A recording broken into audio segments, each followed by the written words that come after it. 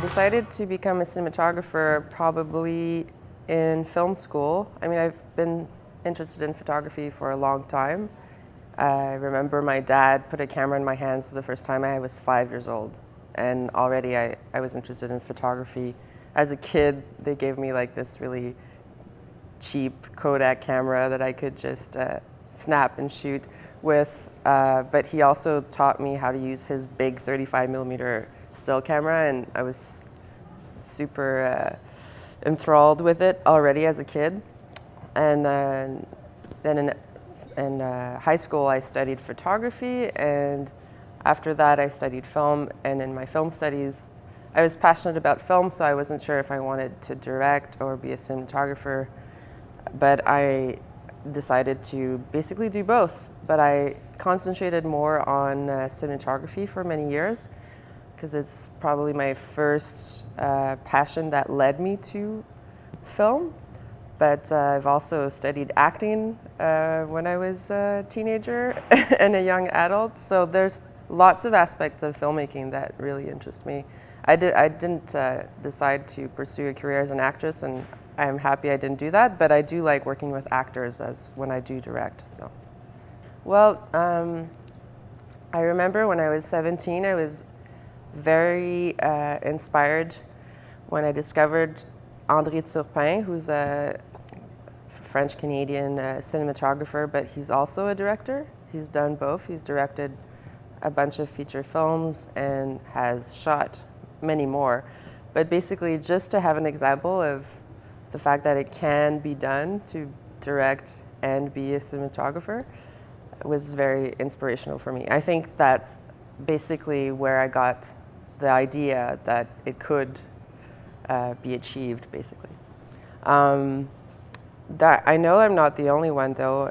I think it's become more common. There are a few other directors who either do their own camera or cinematographers who meddle with directing.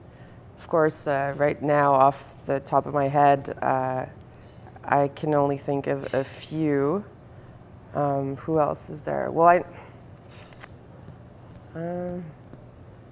I'm trying to think of their names. The thing is, when I'm asked questions like that, sometimes like, oh, the names.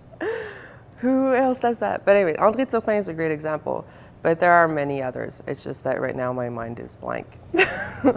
It's not like so common, but it's something that's become more common with time.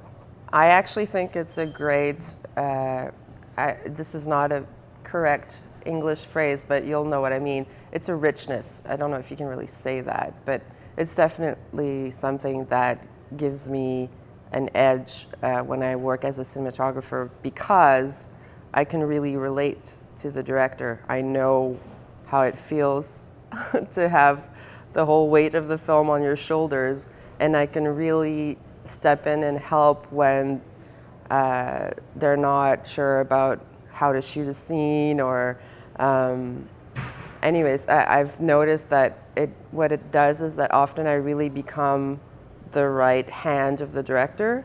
I guess this kind of relationship happens a lot with cinematographers anyways, because we work so closely with the directors, but I don't know if the knowledge that I also direct makes them feel more confident in asking me for my opinion about a lot of stuff. They often ask me about the performances of the actors, about anything, and so I'm happy to share my opinion with them. Other directors are so clear on their vision that they ask me less, but I don't mind that. I just then I can just focus on the camera and the lighting. So because the fact of the matter is, when you just do one job, you can do that job in a more concentrated way. So when I work as a cinematographer, I never meddle with the directing. I'm not interested in replacing the director of that film, never. I'm really trying to make their vision come true, but I'm always open to giving them as much or as little advice as they want, depending on what their directing style is. When I work on documentaries, it's a totally different approach. What I like about documentaries is the human aspect, like you meet people from all walks of life. It makes you travel often. Like I've traveled around North America to like the most remote, smallest town in Northern Ontario that no one's ever been to, things like that, and all over Canada, all over the States. And it's smaller crews. But in terms of my work, obviously it's not as complex in a way as fiction, because in fiction you really create a whole landscape with like your camera and your lighting design. You can really go into depth and create in a mood, whereas documentaries, typically you just shoot with available light.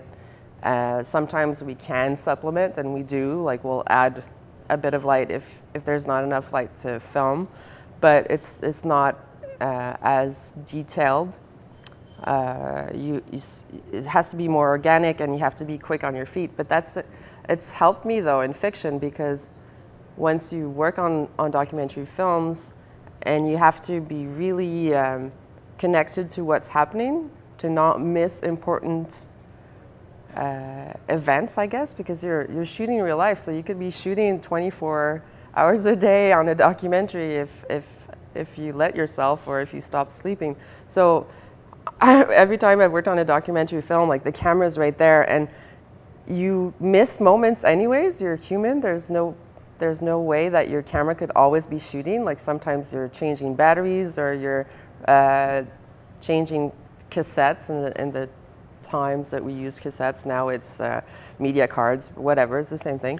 So there's moments where you're doing something else, or you're human, so you're eating, or you have to go to the washroom, or whatever you're doing. But so inevitably it happens on a documentary that you're like, oh, darn, I should have been shooting that little moment that just happened.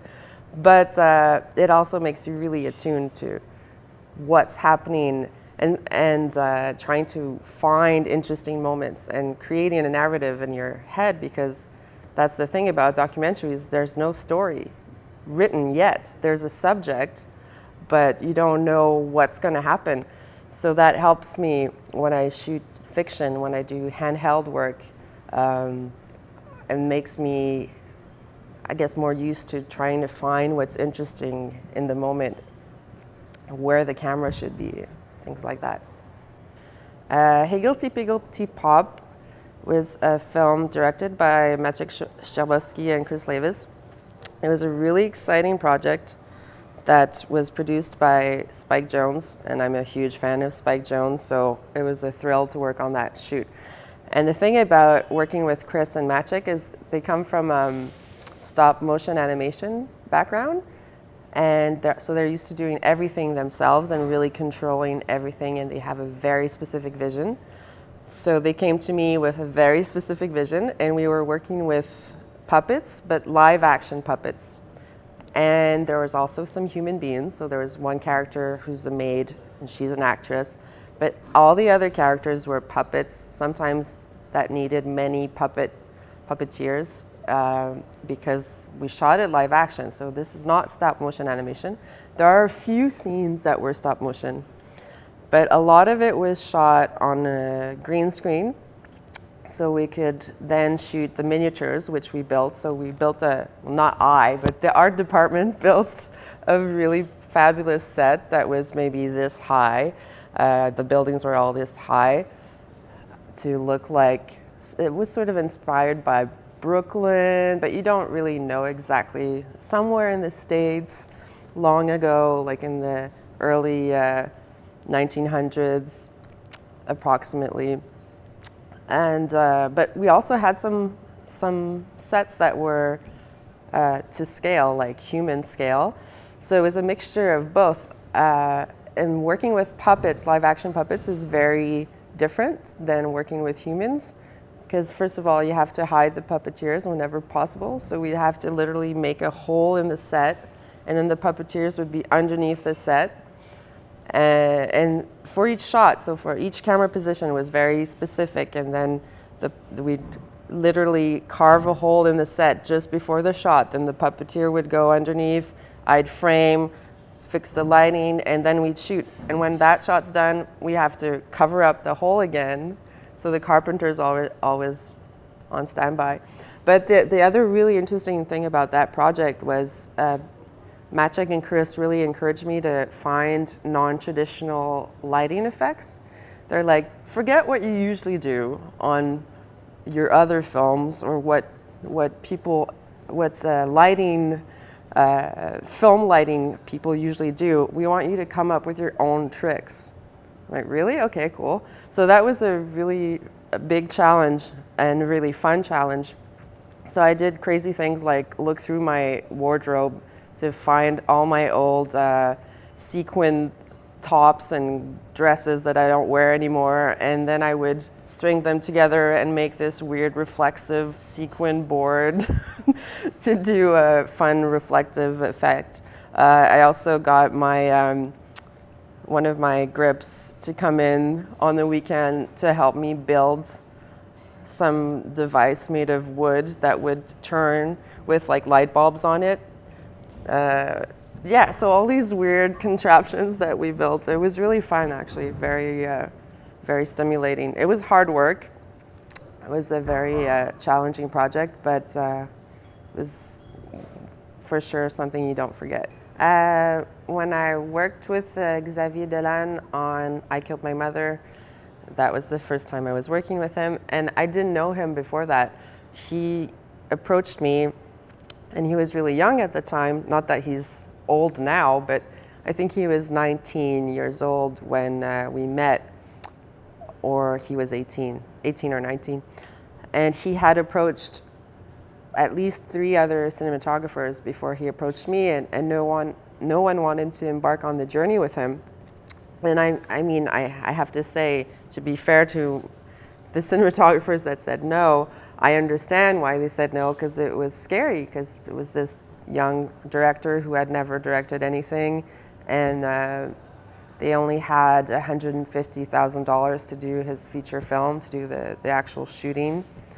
So as a cinematographer, that's scary, because you're thinking, oh, my work's going to look terrible because I won't have the means and the equipment necessary to do something properly, and it's going to be a struggle. It's probably going to be a hard, difficult shoot, and he might not know what he wants. But I met him, I read his script, first of all, and I thought I Killed My Mother was a terrific script, and I couldn't believe this young kid had written, well, I could believe it, but I was impressed by his talent. And when I met him, I saw that he had a vision, and I started talking to him, and I realized how much we had in common aesthetically. Like, we have a lot of the same similar tastes. Like, we love a lot of the same films, we love a lot of the same music, we even love the same fashion designers. Like, we have an incredible amount of tastes, artistic tastes in common. So I was really excited by this new partnership, and it was really a pleasure to work with him on I Killed My Mother and on Heartbeats as well. And as far as, I mean, every director is different, but Xavier is a very visual director. So beforehand, we would talk extensively about the aesthetic approach we were going to take, and what kind of camera movements, and what kind of shots, what kind of lighting. And we always talked about films, other films, and art in general. So we would share references to kind of communicate, so that once we arrived on set, we knew what we were going for, what our inspiration was, and where we wanted to take the picture aesthetically. So it was that kind of process. I Killed My Mother, we had a very small budget for the actual shoot. So to me, that meant right away, don't try to make it look like a big budget movie, because you're gonna fail, because you don't have a big budget. So I thought it would smart to go with a more low light, organic, sort of rough approach. And Xavier totally agreed, because the way he saw it, he really wanted us to feel how oppressed the main character feels, or how trapped he feels when he's at his mother's place. So he wanted his mother's place to feel dark and moody and gloomy, and he would always be the one to tell me, less light, get rid of the light. At one point I was like, well, at this point we'll see nothing if I take any more light off, but hey, it's your film. No, but at the same time that was kind of the grungy look we were going for, and gritty also. Yeah, so that was definitely intentional. And we were also shooting with the red camera when it just came out, the first version of it. And we were really pushing it intentionally. So I knew it was going to look grainy and murky for some scenes, but that was what we were going for. It felt like it worked with that script and that character. And yeah. So obviously, what that means is often the light was just, for example, there's a scene where Xavier's character is in his bedroom and there's only one light on, and it's his actual bed, well, the little light that's next to his bedside lamp. So it's just a household bulb. So often it was really that lowbrow. There was some shots, obviously, when I had bigger lights and such, but often it was very minimalistic approach. For both of those films that I shot with Xavier, there's a lot of slow motion, and that comes from Xavier, but at the same time, I've always liked slow motion, so I definitely didn't argue. I didn't say, no, we shouldn't shoot this in slow motion. But that really comes from his aesthetic. I haven't seen his latest film, which will come out. I read the script, but I didn't shoot it. But I know, because he told me before, that he would probably have less slow motion, so I don't know if that's true. I wonder if it's because he felt criticized, like people were saying there's too much slow motion, because I know he got that a lot. But personally, I think it works really well, and I Killed My Mother in Heartbeats. It's really part of the style, and it's so easy to criticize other people's work, and it's like people need to find something to criticize. Oh yeah, there's too much slow motion. Okay, so what? At least he was true to his vision. Heartbeats has a very different look than I Killed My Mother. That was obviously intentional, and it wasn't just the difference in budget. It's not like we had a big budget for Heartbeats either, but at least it was a more reasonable indie Canadian film budget. The character, I think the look of the film comes in part from the characters. For example, Maciek Szczerbowski's character, her character is obsessed with vintage clothing, and then there's the two guys in the film played by Niels and Xavier. Niels' character really likes Audrey Hepburn, so there's all these references to an other era, which basically influenced the way we shot the film. But at the same time, it's funny because I think the vintage look of it comes more from the costume design and that kind of thing, because the way I shot it, there's nothing specifically vintage about it, other than the fact that we shot on film, and it seems more and more rare to shoot independent Canadian films on film. So that can give it a bit of a vintage feel in a way.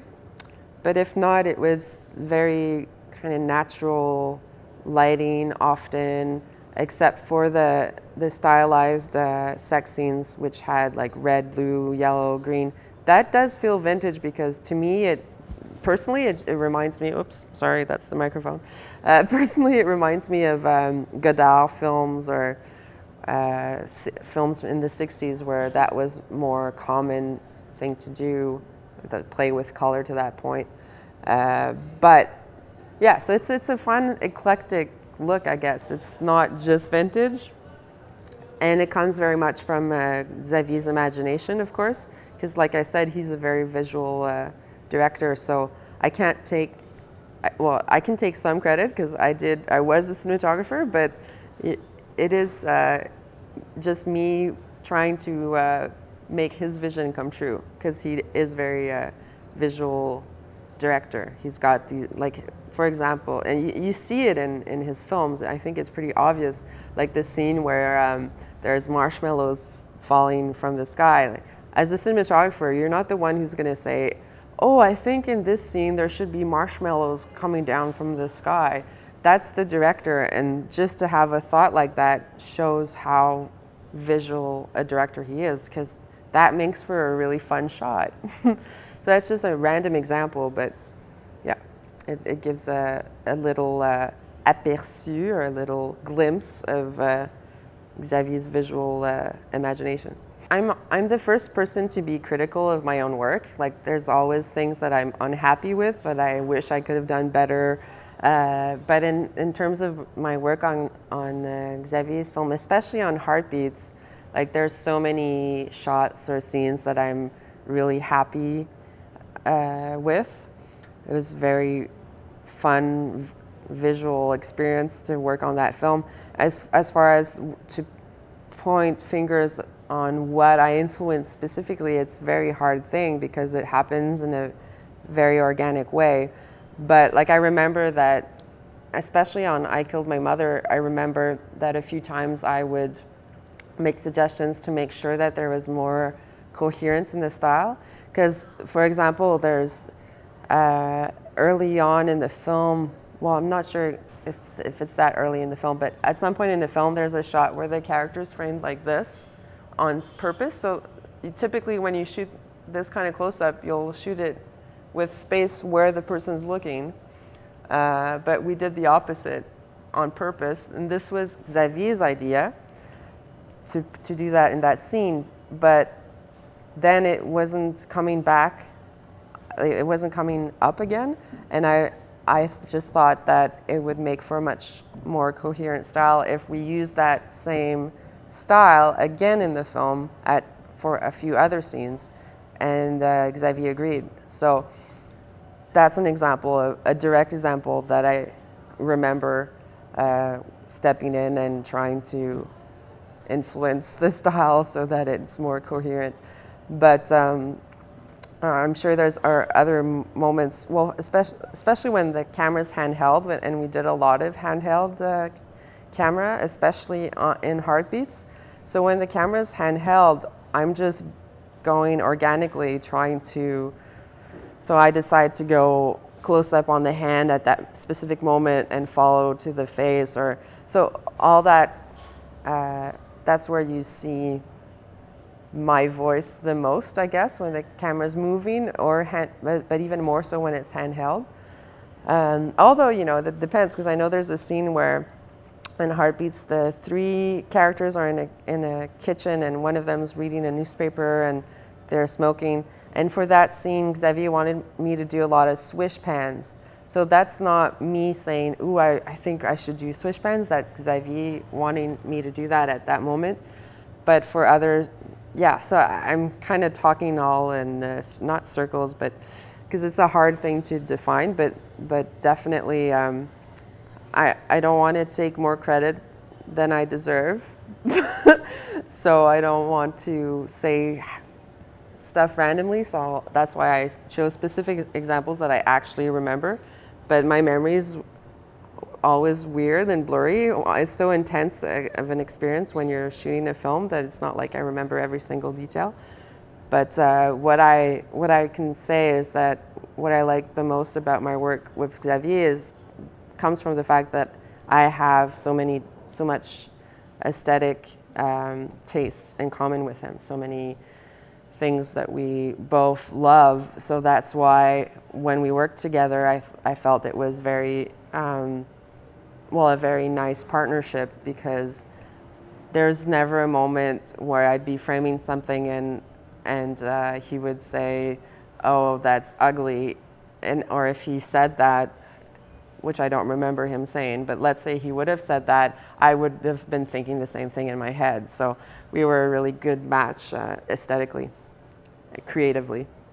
There was very complicated movements in Higglypiggly Pop, camera movements that had to be done in 2 different shots because they were physically impossible to do in one. For example, there's a scene where the cat is driving the wagon, and then the camera starts very low on the side of the wagon filming the dog, and then the camera goes around and up to the front of the wagon where the cat is driving. That's done in 2 shots because when the dolly was in low mode for the dog, and when it couldn't go high enough to reach the cat when we came around, and vice versa. If we set it for the cat, then it couldn't go low enough to be at the level of the dog. So this is really complicated dolly and crane movement around the horse wagon, and so we had to do it in 2 shots. And they had to hide the cut, so we had to do it as precisely as possible. So that's very technically precise and challenging, whereas in Heartbeats, there's nothing like that. There are a lot of complicated camera shots. Like, for example, okay, yes, there's a different kind of challenge. For example, there's a scene where they're in the cottage, and the shot starts with Monia, who's in bed upstairs, and she gets up out of bed and stands up and then walks down the stairs and then exits the house and goes by the water. And this was done in 2 shots, 2 handheld shots. So when you're shooting handheld 35mm camera and you're going from sitting down to standing up, walking through an apartment, going down the stairs. Actually, we decided to not go down the stairs because the stairs were so narrow and steep that I would have killed myself probably. Especially that the ceiling was low, and I don't even think the camera would have fit. Anyways, it was that was not possible. But just walking around that, oh yeah, because when she's downstairs, before she exits, she goes around the whole apartment. So it's technically difficult because you can't light. Well, I was lighting, but basically it limits where you can possibly hide a light because you see so much of the apartment, and B, because it's a long handheld movement and you go from inside to outside, and then outside it's a lot brighter than inside. So there were like shots like that, and then outside I'm literally running with the 35mm camera to catch up to her, and it's uneven ground, like there's branches and rocks, and I actually fell once in one take. Because I even had to go backwards at some point, which is always harder when you're doing handheld. So yeah, there was, now that I think about it, there were some very complicated shots in Heartbeats too, but it's not in terms of necessarily the lighting setup, it's more in terms of the camera movement or lighting setup when you consider the fact that you just don't have any place to hide your lights. I know that as a cinematographer, I've always been interested in finding the right look for each project. I don't like doing the same thing for every project. I don't think that works. So I'm always interested in trying different types of project and therefore different lighting and camera approaches in general. But I must say, like, I have been very inspired by my work with Xavier, and it's made me discover that I really love certain things that I had less chance to do on other films, because a lot of films and directors tend to want something a little bit more classical, especially in terms of framing. And I've always liked unusual framing and sort of unusual is a good way to say it. Innovative. I've always liked being innovative and trying things and daring to break certain rules, or that's always been part of me as an artist, if I can call myself that. So definitely working with Xavier kind of solidified that in me. Like, yes, this is what I like to do the most. Not to say that I want to only do unconventional things. Like Higglypiggly Pop in a way is very conventional to a certain degree in terms of framing, and I love doing that too. because it's so specific. It does have a lot of magical realism to it, to a certain degree. So I love that too. So it's not like I can say that I only like one thing, but I do like projects that give me a certain flexibility and trying unusual camera positions or looking for interesting framings.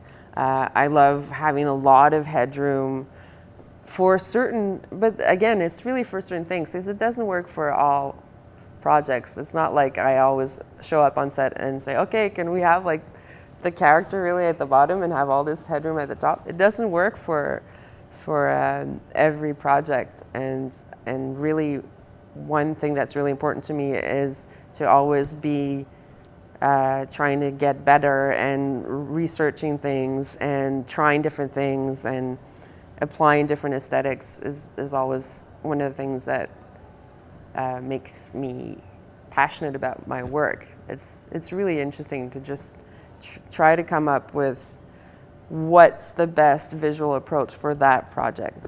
So I have my personal tastes and inclinations, but my tastes are varied enough that I can totally love different aesthetics truly.